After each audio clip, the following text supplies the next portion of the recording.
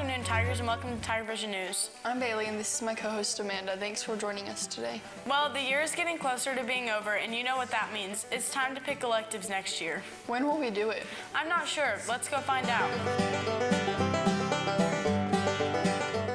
Hi, I'm Kyra here with Mr. Jerbeck. And when will we select classes for next year? We'll be doing that. I know 8th grade is selecting their high school classes this week, and then the couple weeks following, we don't have dates set yet. I need to get with Social Studies Department and figure that out. How many electives do 7th and 8th grade get? All right, 7th graders get the same number of electives as 6th grade. You have to take athletics because you have to have 2 years of athletics, and then you've got a true elective slot as well. So 2, just like 6th grade. 8th grade, it opens up because you get an extra elective. You get 3 because ELAR is no longer double blocked in 8th grade. So you get an extra elective, so you've actually got 3 slots. For most kids, the first slot is still athletics, but then that gives you 2 true electives instead of just 1. And if you're done and you've already met your athletics requirement, some people even have 3. What type of electives are there? Well, the big categories, I guess, you've got the fine arts electives, which while you're in middle school, you have to take at least one fine art for 1 year, which the things that qualify for fine art are art, of course, band, choir, so music, and theater also qualifies for fine arts. Then we've got the technology electives, so things like broadcast media fall under that, digital design, multimedia are all technology classes. 8th graders are eligible to apply for yearbook, which is a technology class because everything's done online for yearbook.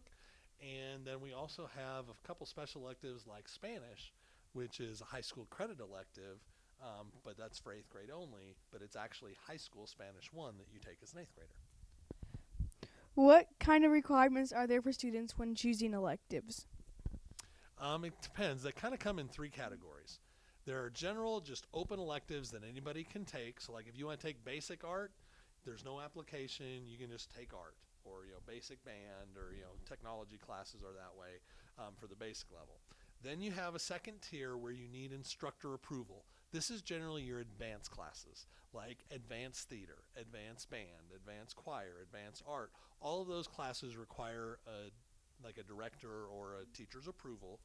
And then the third category is things where you actually have an application. There's application-based, where you need instructor approval plus an application, and that would be something like yearbook, broadcast media, office aid, teacher aid, library aid. Those all require an application as well. When will the course choice sheets be due? I don't know that yet because we've got to set the actual date for when we're going to do the course choices, but I anticipate sometime probably in the next 2 to 3 weeks. Thank you. I'm Kyra here with Taylor.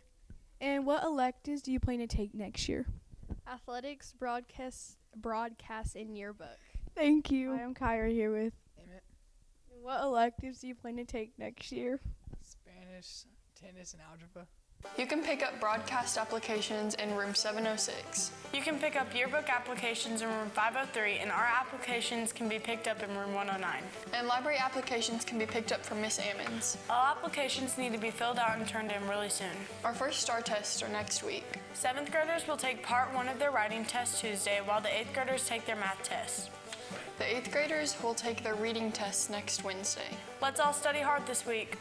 And get ready to do our best on the STAR tests. Turning to other news, the PTA will sell 8th grade banquet tickets this week. If you buy them Wednesday, Thursday, or Friday, they'll only cost you $20. If you wait until later, they'll cost you $25. There's going to be an iPod day this Friday, so bring a couple of extra dollars so you can buy a ticket and listen to music. Now let's check in with Carson and see what's going on in weather. Hi, I'm Carson with your weather. Here's a look at the current conditions. Partly cloudy, 72 degrees, winds east, 10 miles per hour, and 10% chance of rain. Here's a look at tonight's regional forecast. There's no rain in our area. Here's a look at the 5-day forecast. Nice temperatures the next few days with a little chance of rain. I'm Carson with your weather. Back to you. Thanks, Carson. Now let's find out what's going on in sports. Hello FMS sports fans, I'm Trevor and this is Klein, and here's a look at today's sports. The B team tennis plays Hutch today. Yeah, after some time off, our Tigers are ready to hit the courts and show the Rangers how to play some tennis. Here's more. I'm Luke here with Ansley. When's the next tournament? Wednesday. How are you preparing for the tournament? Practicing. Thank you. I'm Luke here with. Tennis player. When's your next tournament? Wednesday. How are you preparing for this tournament? Practicing. Thank you.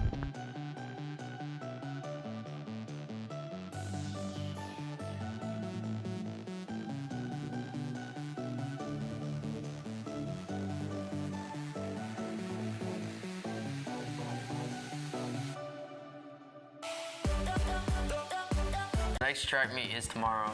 The boys will be here while the girls are at Estacado.